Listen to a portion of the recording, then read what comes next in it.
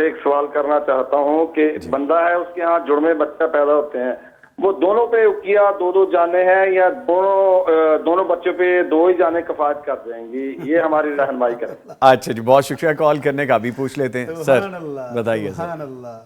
جب اللہ نے نعمتیں ڈبل دی ہیں جی تو آپ بھی تو شکر ڈبل کریں نا۔ بالکل، تو یہ جو آپ نے عقیقہ کرنا ہے یہ اللہ کی نعمتوں کا شکر ہے، یہ اس کے احسانات پر اس کا شکر ادا کرنے کا ایک طریقہ ہے۔